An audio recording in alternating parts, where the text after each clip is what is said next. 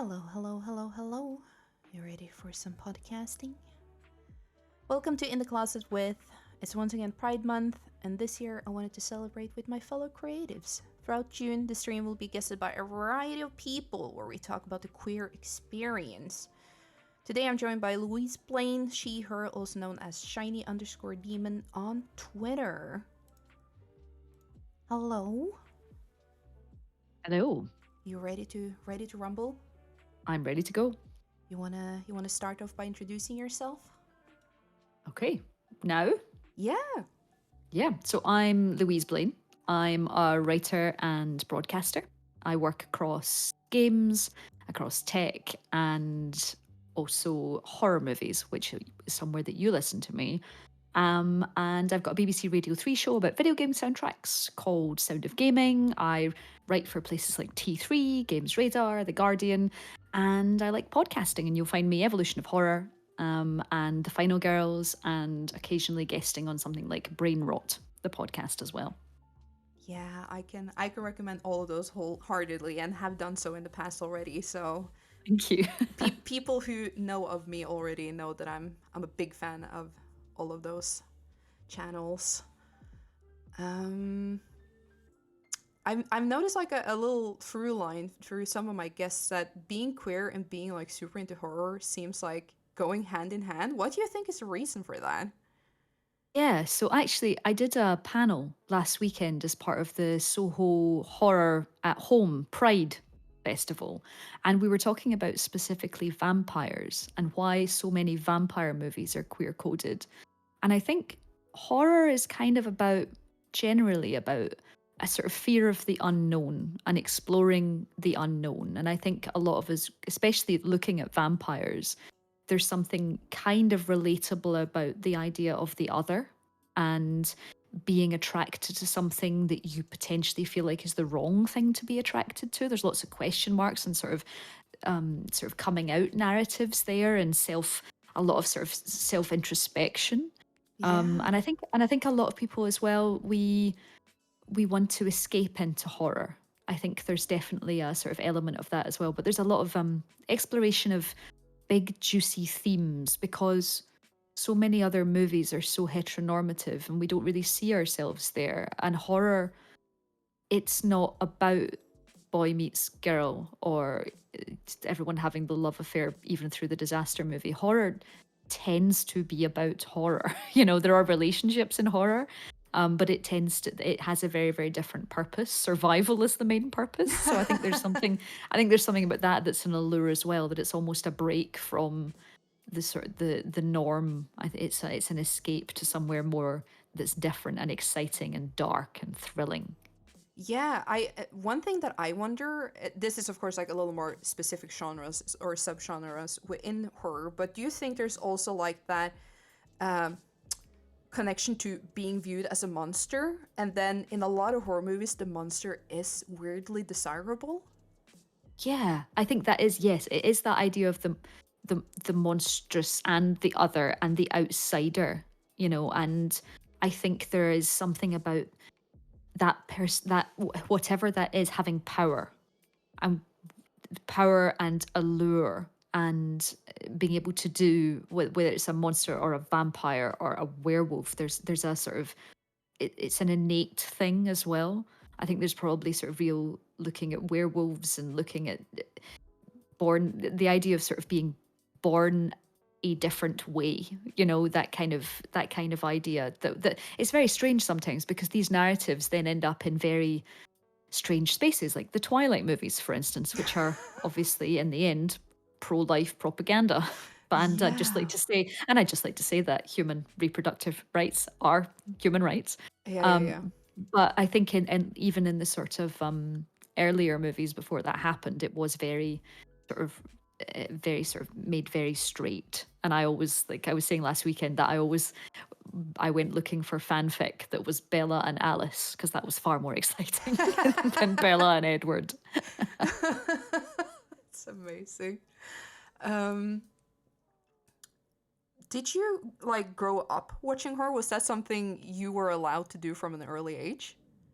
It's funny. So someone was actually asking me about this. My parents really tried not to show me anything, before I was the right age. Like, I think my mum was one of the only parents at the time that, in the UK, Jurassic Park was rated a PG, which was parental guidance, which meant Yeah. that technically your mum or dad or guardian should see it and then see if it was actually suitable for you. And she did that. She went to see it. And then she took me because she thought, oh, it's a bit scary, but I'll take Louise. And obviously, that's still one of my favorite movies of all time because it's basically a horror movie. But I've always, as soon as I could read, I was picking up ghost stories in the library. I went through the entire collection of Goosebumps books, and then I moved on to Point Horror, and then I moved on to Stephen King. Like, there was no getting me away from the darkness. And it certainly wasn't a sort of, oh, I watched a film and then I became into horror. I can't even remember exactly what point it was,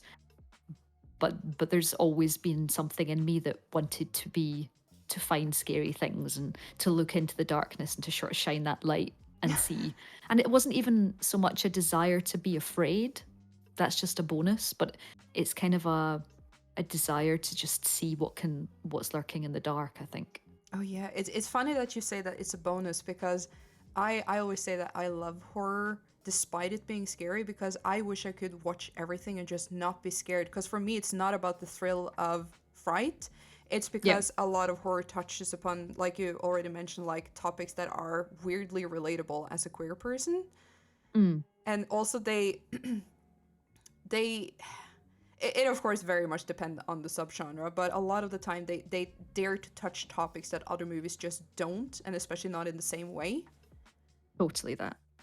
Yeah, So they definitely, and I think as well you get different kinds of characters and you see different kinds of worlds as well.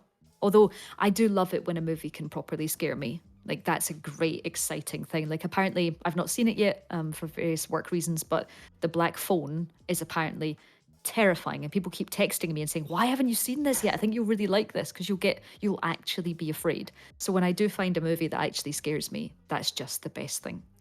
oh, really? Wow, I could not be me, I have to say, because it's my big sadness that I get so easily scared because I do not enjoy being afraid.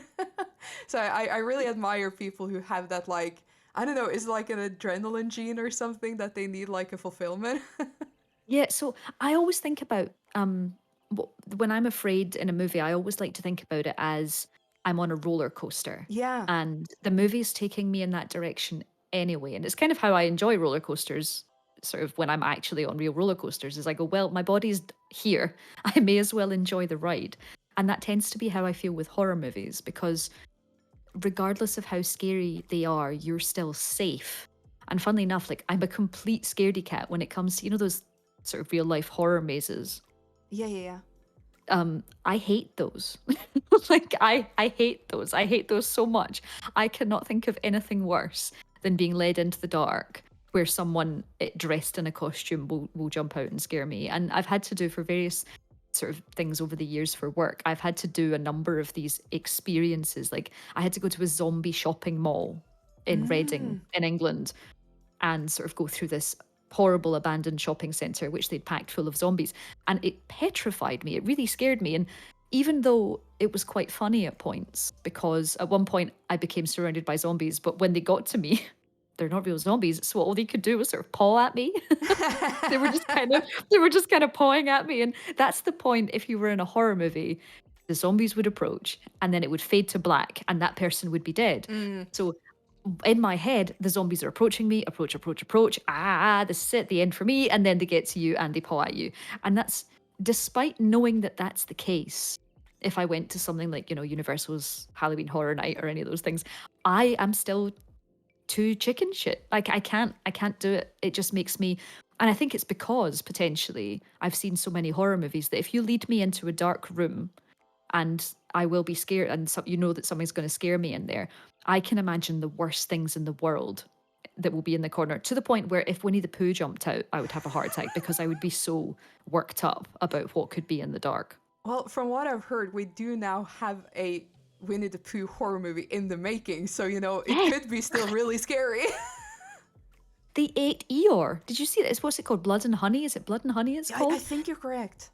Yeah, and yeah, they've literally eaten Eeyore, and it's Oh, because it's. I wow. found this really interesting. It's because it's out of copyright, Yeah, so they basically have no budget whatsoever, and they had to make sure that they don't have any. They have to be very different because they can't infringe on Disney's copyright of for it. course, yeah. But yeah, the idea that we've got Winnie the Pooh, because there's that scene in the trailer about them coming to hunt someone in a jacuzzi. That's amazing. I, Oh. I do have a funny story though related to the whole like real life kind of ghost house thing because I Mm. remember I'm pretty sure I was 13 at the time and we went to Sweden where they have this big famous theme park called Liseberg. And in that theme park, I don't know if it exists anymore, especially not post COVID, but they used to have a fun ride or whatever you want to call it, which was a hotel called the Hotel Gusten, Hmm. and it was only real people. There were like no dolls or whatever, no animatronics or anything. Everything in the house were people in makeup trying to Oh scare you. no. Oh. And I was like, I'm going there. And the thing is, if you were under a certain age, you had to have adults with you. My mother Hmm. was like, hell no. So I had to bring my dad, and my dad is unfazed by horror. He's just like, this is dumb. So when you're in the house, you have to walk in kind of like a train where you have your hands on the shoulder of the person in front of you. Hmm. And my dad being the oldest, so it was me and my dad and a bunch of strangers, teenagers and young adults. Hmm. My dad being the oldest was put in front. Then me, then a bunch of strangers. And that entire experience was so desensitizing for me because when people just like rah, like opened up a door or something, my dad was like, "Good morning, good afternoon, hello," and he just kept walking, and I was like, "Dad," because I found it incredibly embarrassing, and all the people behind us were just like, "Wah!" So it just became incredibly anticlimactic going through that hotel together with my dad. Oh, I think it would still have scared me. I don't think it would have even have mattered that he was reacting that way. I would have still been petrified and just used him as some kind of human shield. Yeah, no, that made it like so not scary for me. And I've also noticed that like, for example, walking in the woods at night would scared me like near death. I could not walk in a dark forest alone. If I do with a friend or something, not scared because I'm preoccupied with talking with someone or whatever. It distracts me from the fear.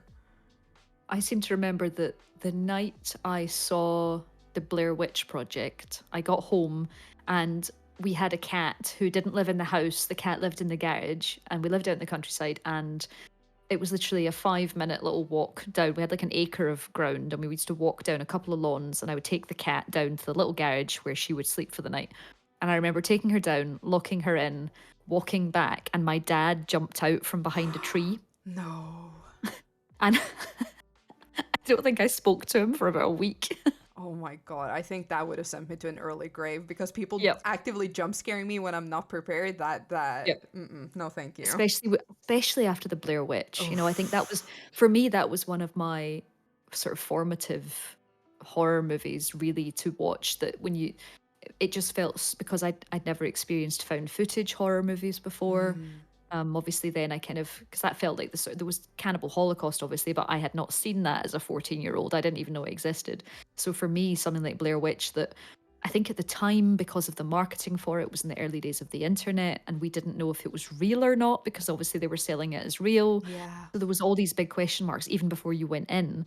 And then because I have a very vivid imagination, watching the Blair Witch Project and even hearing those tiny noises, and was that children crying? What was that? Was that rocks hitting off each other? Was that, so all of that just completely was just perfect for me at that point when I was an early teenager, and suddenly just discovering this entire world of horror that already existed. I think that was one of my most exciting movies, and I still love things like Paranormal Activity and Hell House LLC, which is about haunted houses themselves, like Yeah. a live haunt that goes really wrong. So that kind of thing is, it's absolutely my favorite thing.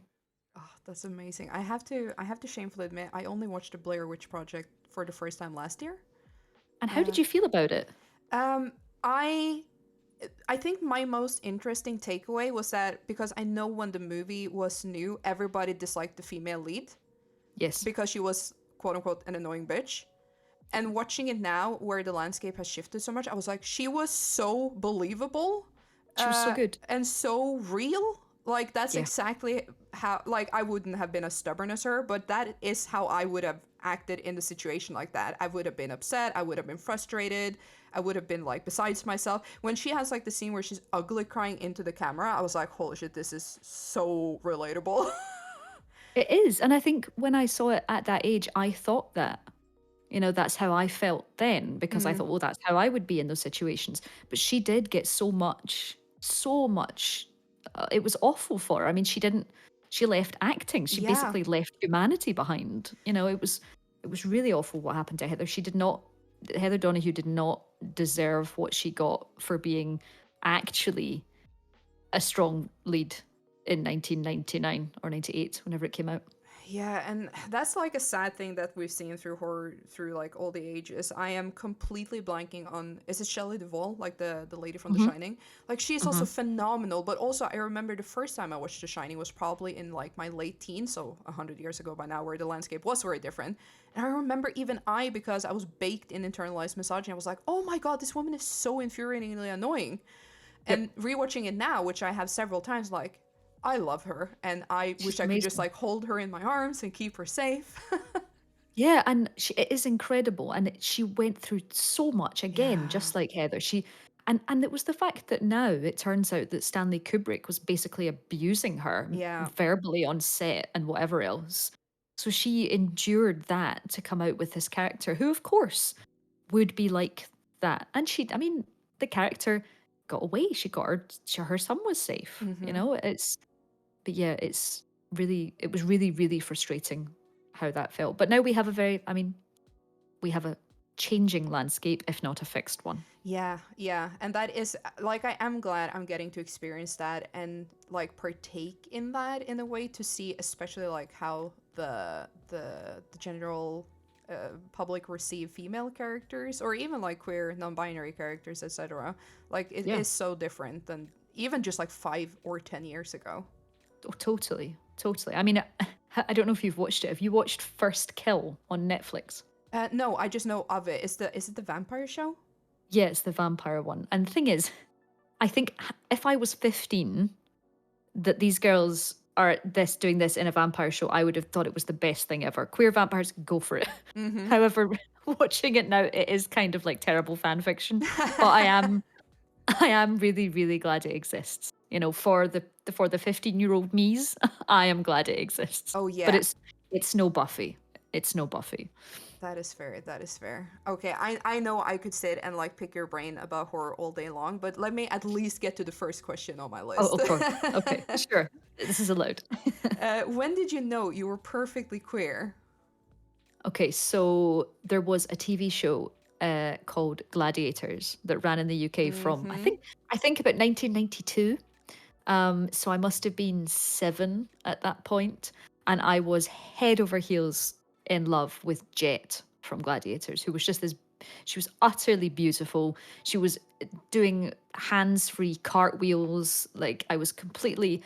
I think that was she was a complete awakening for me. This beautiful brunette who looked a lot like Wonder Woman, doing incredible Wonder Woman things in tiny workout gear. And the thing is, like, I speak to a lot of my friends, you know, for instance, Mike from Evolution of Horror, and the Jet was had the same effect on lots and lots of people, you know. And I think I thought that everybody felt the same way about Jet that I did until I gradually worked out that they didn't. Um, Yeah. and I think I didn't really manage to verbalize that until my teens. And even then, I think I still found it quite scary to verbalize because then I'd be watching TV shows and I would always fancy the women and the girls, and it would be. But by that point, I realized that not everybody felt the same, and everyone was fancying the boys in our class, which I couldn't think of anything worse than. Um, and I never really understand, you know, when you're at parties and you never really understand why people are crying on the stairs. You know, you're like, why are you crying over him? I don't understand this. So I think it did take me a long time. So yes, I knew that I eventually worked out that I felt differently from everyone else in my class. And but I did, you know, Section 28 was in place, so there was no teaching about anything queer in Mm. schools. It was banned. Um, So being lesbian or gay and being accused, it would be like an insult to for that to be the case. So it wasn't anything I ever really talked about. I it just it was something that I realized but didn't address until much later than I potentially should have. And had I been at school now, it would have been much earlier. But at the time, it was kind of a later thing to verbalize. But I guess I knew probably from the age of 7 or 8, I guess. Yeah, that's interesting because I feel like throughout this month it's been like a either like from very young because some people have been fortunate enough to growing up in very accepting climates, like maybe their guardians have been like very chill, Hmm. or it's usually around like when you go to college when you can get away from that like Yeah. suppressing landscape. It was definitely my parent. I think my parents have been wonderful ever since I came out. And I think they weren't even surprised when I did. Um, at all. So I think I could have come out to them much earlier. Mm. Um, but I guess when you, I think it was more a peer pressure thing and a school thing of thinking, oh no, this is not a thing that I can do. But then suddenly the media landscape changed, and you think, that is something we can discuss, and it's something that famous people are, and it's a gradual realization, isn't it? Yeah, and it is nice that you mentioned something like Jet from the Gladiators, which I had to Google because is it the concept where they like compete to be like number one in some athletic challenge kind of thing? Yeah. So, can you still hear me? Yes. Yeah, yeah. Yeah, so it was like a game show type thing, which Yeah. ran in the Birmingham Arena. So there were like 12 or maybe it was 14 gladiators, and they would do like rounds against regular contestants. So Mm-hmm. they would play games where they had to get into like the contestants had to get into like giant hamster balls and Yeah. like run around in giant hamster balls. Or there was one called Hang Tough, which Jet was particularly good at. I do remember this from when I was 7, which was literally hanging on rings. So the gladiator was at one end and the contestant was at the other, with all these rings, and all the contestant had to do was get to the gladiator's podium, and the Mm-hmm. gladiator had to get them on the ground. So it was lots of that sort of Takeshi's Castle, like big Yeah, I was squishy gonna say mats it to is land quite on. like Japanese game show.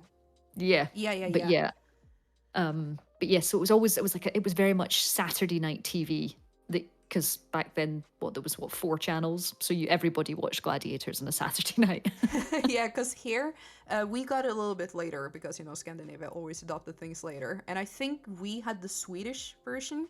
Hmm. And here it was like a Friday thing. So I distinctly remember getting home from primary school and being like fucking pumped because I was going to be able to watch a lot of buff ass people in very skimpy outfits do Yes. their amazing tricks while eating pizza and chocolate and just having a grand old time. And it is cool that you say someone like Jeff because we also had like some buffer ladies, and that was representation that was very rare in the 90s where you saw women that wasn't very mainstream, um, Yeah. accepted beauty standard kind of thing. And it was for me very formative to see the same kind of thing, even with the men in the Gladiator, because their outfits were what we back then would probably call like metrosexual. Definitely. Like everything, I mean, they all left absolutely nothing to the imagination. Oh. And the thing is, you're totally right. It was really, really muscular people. Everyone was just incredible. Everybody literally looked like gladiators going through gauntlets. Mm-hmm. And that is something that when things like, the sort of reality TV now, we're watching Love Island, and there's a very different kind of body image there of how you're meant to look, even in like your early 20s and your late teens. And actually something like Gladiators is very healthy, maybe going slightly in the other direction sometimes, with some of the guys being really, really, really big. Yeah. But certainly, like, there is something very appealing and quite inspirational about that, instead of, here, get your plastic surgery, get your crazy butt lift, get all this surgery so that you look Instagram friendly, etc. So actually, it is I hadn't really thought about that, but that there was a much healthier idea of what people wanted to look like, maybe. Yeah, I would agree, and it is true what you're saying that of course it can create like unhealthy standards in the opposite direction of becoming like very addicted to a certain kind of body type. Because let's be Yeah. real, like looking like the gladiators is very unachievable for most of us Yes. because that is a Yes. lifestyle. No Uh, matter how much protein we have. until you barf, and that body is just not gonna happen. But I will say though, because I personally, I will admit, I'm not very fond of stuff like X on the Beach and Paradise Hotel and all those like reality programs we have today. And Mm. I just purely don't watch them because that's my choice. But I know in the Norwegian edition this year, it created like quite the big talk because one of the characters is trans, Oh, male okay. to female, Right. and very open about that. And they also Amazing. made sure to have several men on who was, if not gay, at least bisexual and stuff like this to actually give, this is basically The Sims with real people. Like, let's not pretend. We are trying to make Yeah. them shag for like some weird ass Puritan pornography for normies. Yeah. Ah, and that's progressive in the way that Love Island, which is showing at the moment in the UK every night on ITV, and it is just purely straight. I think one of the guys said he was bi, Mm-hmm. maybe, but they've basically said, oh, there's no way we could make it queer. We can't do And that. And that's it's like just bullshit. yeah, and it's like there's multiple ways that you can make this queer. You're just not doing it, Yeah. you know? And I think, I don't watch, I've got some friends that watch it and I've watched it with them and I've kind of, when you comedy watch something, you watch it to kind of hate on it. But I realized that the only way that I could actually watch it was if it was like a horror movie and they all died. I would definitely watch a horror movie version of that kind of reality TV show. Oh, that would have made a stellar slasher film, though, where Yeah. one of the people in the house is the killer, and then like who's done it kind of thing. Yep. Well, Oh, actually, there's a book by Ben Elton called Dead Famous, which was I think it was released early noughties or late 90s, and it was when Big Brother had just launched, ah, yeah. and it's a whodunit in the Big Brother house, and it's really really good and it's really funny and it's very of its time with the jokes that they're making but at the same time, I think it's actually still a great mystery. Oh, that's It's really good amazing. fun. That is a concept that someone should adapt to the big screen. Yes. Yes. So we already, of course, touched upon your first crush, which was Jet. So I'll hmm just skip to the next. Which is what's the most positive impact being queer has had on you? It took me ages to think about this because I, g- I guess I think about how many times we never just come out once, do we? Mm, We come out to everyone everyone we ever speak to. yeah. We go to a new hairdresser or we go into a shop and we're buying something and they go, "Oh, is it for your boyfriend?" You're like, "No, Yeah. no, it's for me." And I think that every time I've ever said, "Actually, no, she or her," or "No, Mm-hmm. actually, it's my girlfriend," I feel like you feel stronger for that and it just becomes normal because the first however many times you do it, it feels like, oh, maybe I shouldn't say, maybe I shouldn't correct them. But then I became the person that corrected them, and initially I felt bad about being that person that corrected them, but now I'm the person that just says it as a fact. And I've even noticed the change in when you tell people. Initially at one point you tell people and they go, oh, okay, but now it's like, oh, okay. And there's even a change in that. So I do feel like there's a sort of strength, finding out a strength as a person. And it's like learning that you're not actually as afraid as you were once and you can Mm. see real growth. And I think real growth emotionally comes. So while you can start out with the growth just coming from telling people your sexuality repeatedly, it means that you can kind of grow in other ways too. And that can transfer to other parts of just your life and being able to deal with stresses and being able to deal with situations outside of your control or your sense of self identity. I feel like my sense of self identity has been sort of reassured every time I've done that, so I know who I am. And I think that's something that I'm really that I'm very proud of. And that I know who I am. I know that I'm queer. I know I identify as a lesbian. I think that's made me a stronger person, really. Yeah, I have to say I always admire people like you who willing to take that, calling it a fight is probably like a little dramatic, but willing to do that correction. Because I am still in the stages where I am very much a people pleaser, which is like a big hurdle. And when people do assume, it's Mm, painful for me to see their face falter when I'm like, mm it's not like that, it's like this.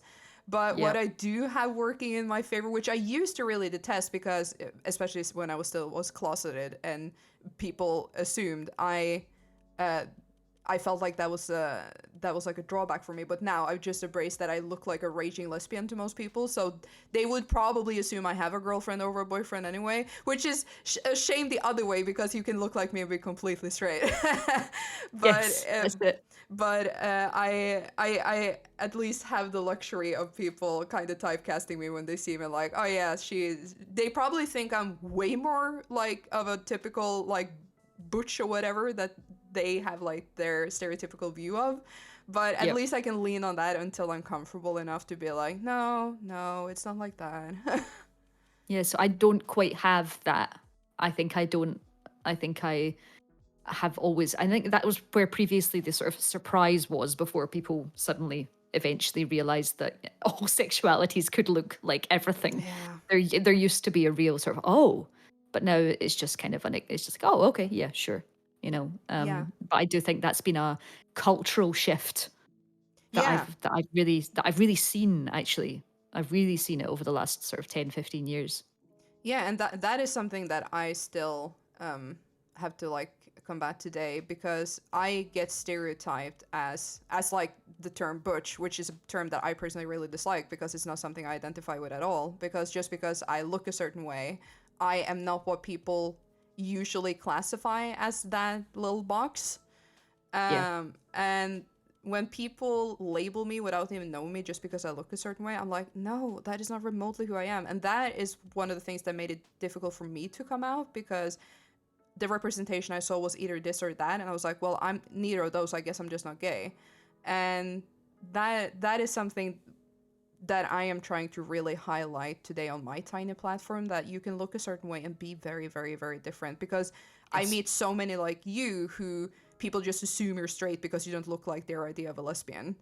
Yeah. And that is just it's so fucking dumb because not all Yeah. straight people look the same. Exactly. Exactly. And not all bi people. And not it's just yeah, it's just yeah. We need to escape that. But Yeah. I think we'll win gradually. Yeah, it is a slow battle, but it is definitely worth it. And like you said, we already see a shift, and it's very Yeah. heartwarming to see that.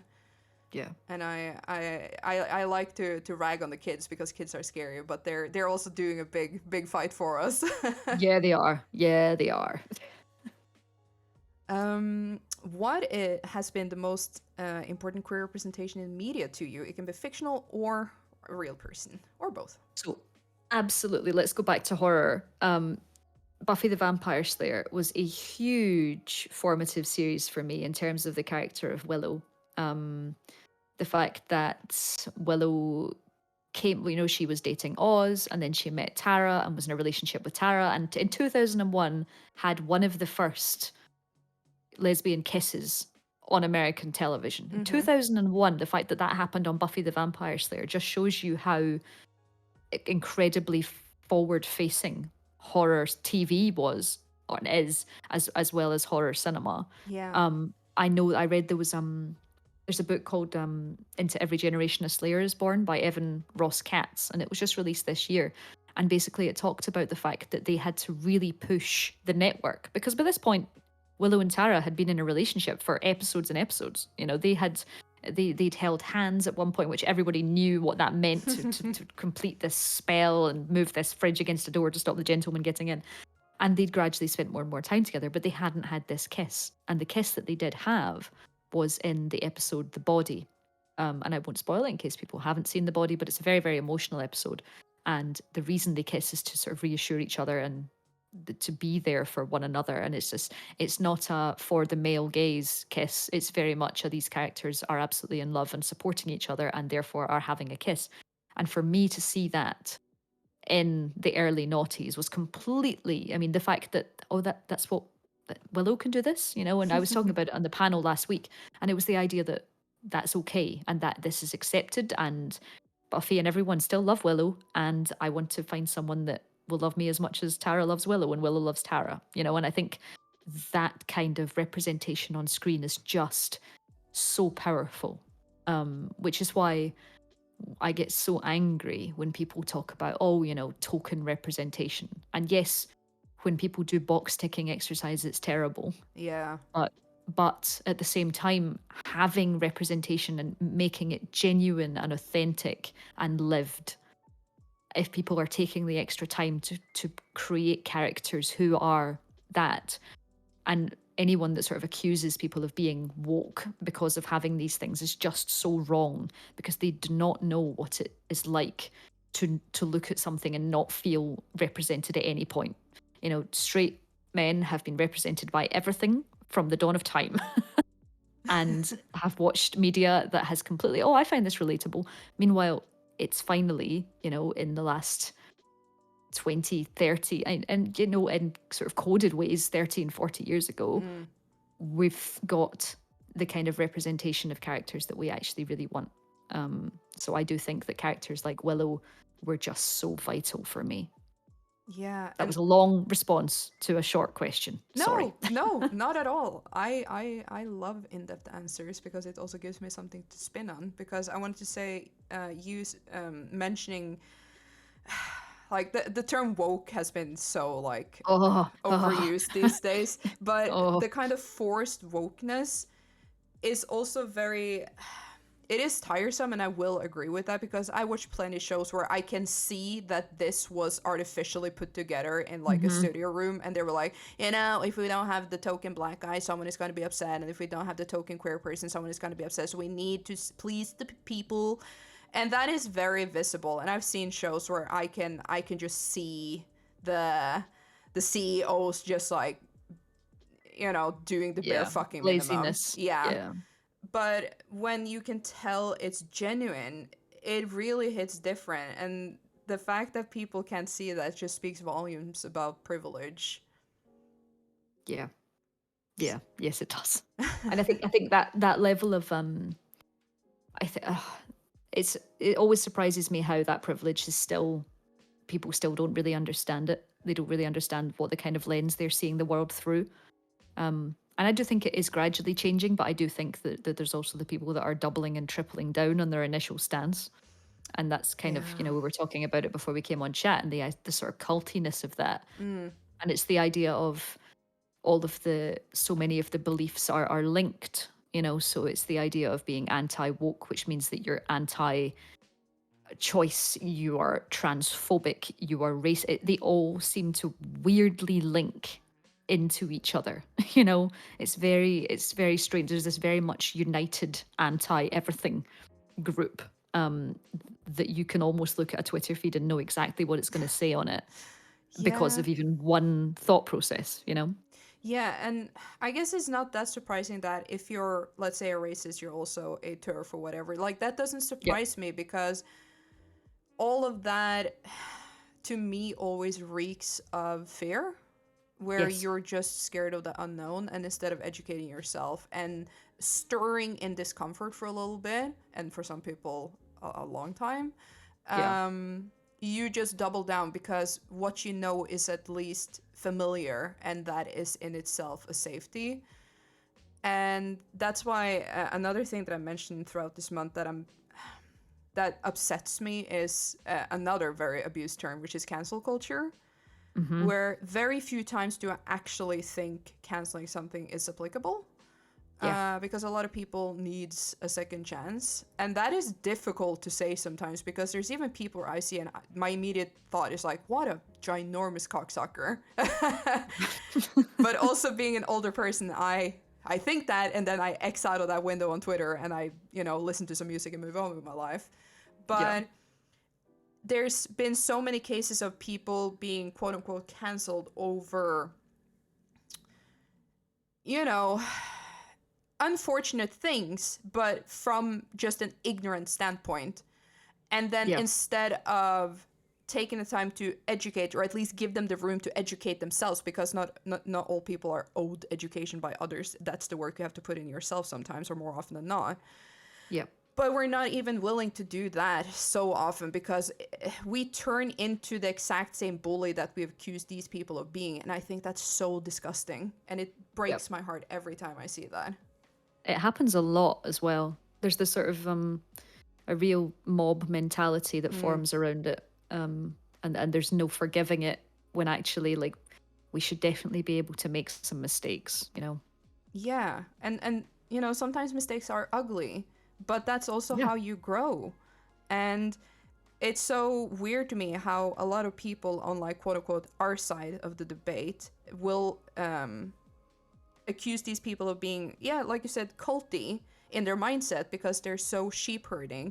And then you see a lot of people, again, from quote unquote our side, just herding together and assaulting these people, like, very often on social media, and, like, harassing them. And it's like, what the hell? Can't you see the hypocrisy at play here? Yeah, the Twitter is remarkably nuance free. Oh, yeah, that's why I told you before we went online that I keep mine incredibly curated. Yes. So hopefully Yes. no one can come for my bacon and be upset about something, because most of the time I just post, well, of course I will upset someone because I post, like, Wolverine and Venom being incredibly ragingly homosexual or something, but those are the kind of people I'm not too sad about not having in my Yeah. life. Yeah, that's true. That's true. You don't want them. Nah. Okay. Do you have a passion project relevant to being queer? I don't, sadly. But I really loved being part of the panel last week, talking about queer vampires, and it's something that I'm definitely really interested in. All the things that we talked about and the things I talked about at the sort of start of the chat are actually really fascinating to me, and I'm going to do lots more reading and lots more listening, because there's loads of amazing podcasts and books and everything. So I'm going to get reading and get listening, and hopefully, when there are future chats that I can have on various film podcasts or anywhere else, then I'll feel a bit better prepared, because I feel like I've only scratched the surface, because there's just so much. Mm. But I sadly don't. It's but I'd like to. I, not to, of course, like, put anything upon you, but I would argue that you kind of already do, though, because what you do, at least from my perspective, of someone, like, not to apply parasocial relationships here, but just from my very humble perspective, everything you do with a lot of passion and with, like, 100% you. Because I remember when I first started listening to, like, for example, Evolution of Horror, which was the first place I was introduced to you as well. And I think it was an episode that was kind of out of the norm, because from what I understand, Mike Munzer isn't, like, a giant gamer. No, he's not. He's And working on it. yeah, and you were guesting to talk about horror games. Yes. And I was like, man, this person is so cool. I really enjoy, like, their view on things. And then I looked you up on social because I wanted to see what else you were doing. And then I found, like, all the other podcasts you're guesting, and the fact that you're incredibly knowledge about video game music, which is something I am also incredibly into. And then, of course, because you openly address the fact that you are a queer person, I was like, oh, it's so nice to just quietly have that representation without it always, like, being, not that that would be wrong if it was always on the forefront, but you are just you, but still doing what you do with so much passion and being very present about it. And I think that in it of itself is a passion project. So that makes me really, really happy, because I think for a long time I wasn't being, I was a bit unsure about announcing to the world of who I was. And thing is, I don't, I'll end up coming up in conversations on podcasts where I'm like, oh, I met this person, this girl on Twitter, Tinder, I was doing this. And it always tends to be a sort of, I never hide who I am and who I Mm-hmm. date. But it wasn't always like that. But I really have embraced that a lot. And I really like that makes a difference, because sometimes you feel like I'm not being proactive enough, and then I think, well, no, I'm being visible. And all I can do is be visible while I do what I love, and that makes me really happy, because people are doing, like, amazing work on queer podcasts and lots of queer specific stuff. And I always feel like I'm never doing that in the same way, but like I'm really glad that me just being honestly me is a good thing. That makes me really happy. So thank you. My absolute pleasure, and I sincerely mean it. And that also touches upon something that I think is very important to highlight, because I've had several guests on here who feel like they're kind of fake because they're not like, standing on the barricades yelling about being this or that. Yeah. And I remember a while back, like couple of years back, I had a similar conversation with one of my friends where I was like, I feel like I'm not doing enough because I'm just not a fighter. Those were the words I used. I'm just not a fighter. And they said something so incredibly beautiful that stuck with me ever since, which I am now preaching to others, which is, no, maybe you're not a fighter, but you're a healer. And Mm. people need safe spaces, and people need to be mended and be able to withdraw to a place they know they'll be taken care of. And that's you. And I was like, I will never forget. I was out and about walking because I was so frustrated. This was during the Black Lives Matter movement in 2020. Mm-hmm. And I was very, very, very deeply affected by it, because I'm very like easily affected by the misery of other people. Mm-hmm. And I was so frustrated. I was just walking and walking, and I was talking to this friend of mine, and I remember just starting like bawling in public because they said that. Because it's not that I need a validation, because it shouldn't be about me in a moment like that, but it was more, it was so reassuring to know that I could provide something of that scale for someone. And I Yeah. think in kind of the same way, that's again, without like projecting, that's kind of like the space you offer too, by just being yourself, because it's not always about yelling the loudest. It's about just being a chill being that people can relate to. Oh, well, that is lovely. And I'm thinking I'm going to remember that too. Your friend is very wise. Yeah.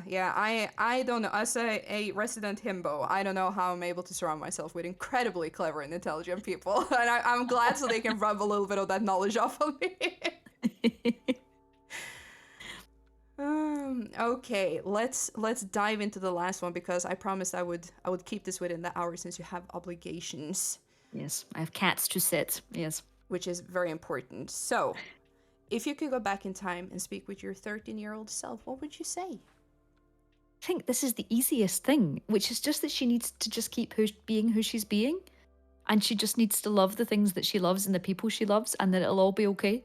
Because I am very fortunate that I work in a field where I get to work with the things I love. You know, I Mm, love books and films and tech and games and Lego and all of these things I get to make my work. I've turned into my profession, and it's not always been easy, and I've been through a whole number of really jobs that I didn't want to be in, but mm, I'm now at the point where I get to do the things and still be passionate.